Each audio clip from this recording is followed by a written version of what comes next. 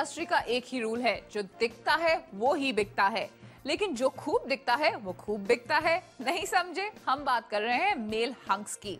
From waxing to taxing their bodies, the new age metrosexual males are working on their looks like never before. Seems like Salman's hairless torso is behind this new trend. अब सभी mail stars क्या जवान तो क्या हो not so जवान कर रहे हैं हेयरलेस सलमान की कॉपी। मेल एक्टर्स जिनके सीने में बाल होते थे अब दिखने लगे हैं बिन बाल के। अक्षय, ऋतिक, सलमान सभी अब एक्सपोज करते हैं अपनी वैक्स चेस्ट को और इसी लीग में अब शामिल हो गए हैं अपने अजय देवगन भी। गोलमाल 3 के लिए अजय ने शेव करवाया है अपनी बैल्कनी यानी अपने चेस्ट एंड आर्म्स के बाल। Men with waxed arms? अब ये कौन सा लुक हुआ? इस बात से तो हम अनजान है कि घर में काजोल अपने पति के इस नए लुक से खुश हैं या नाराज।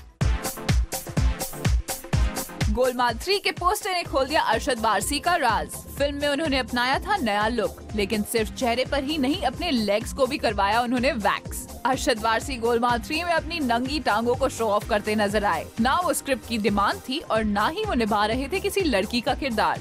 शायद उनको मिला है मर्दों की हेयर रिमूविंग क्रीम को प्रमोट करने का काम।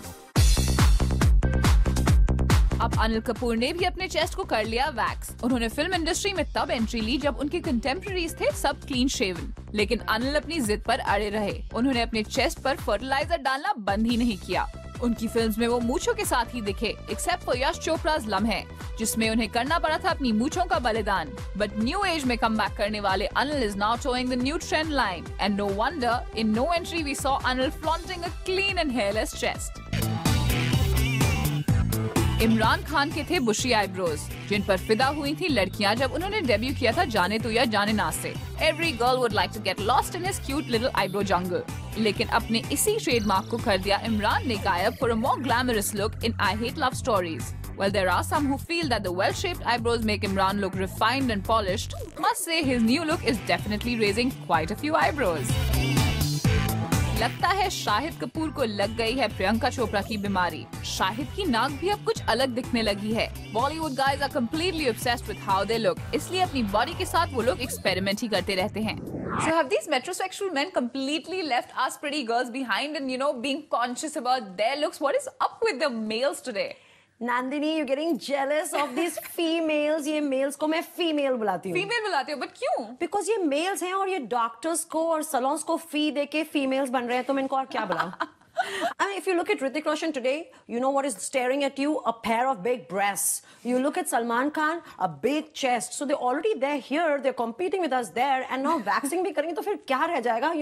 May as well it become a female industry. It already is. They all need to wear their bras and they already have their waxing in place. अब और क्या चाहिए? Lipstick? Where did the macho man go? They'll come back. They will, right? When they're tired of waxing and they're tired of workouts, then the normal man will come, the breasts will shrink, and there'll be real man with, toned and all that. Do you prefer that? No, I like them nice and ripped and beautiful, but manly. Okay, so for now, you'll have to settle with the big chests, and the thrusting breasts. Females. Yes, they're the female stars. Females. All right, Simi, this was great. It's always so much fun chatting with you. Thank you for coming in. Same here, Nandini, and thank you for having me.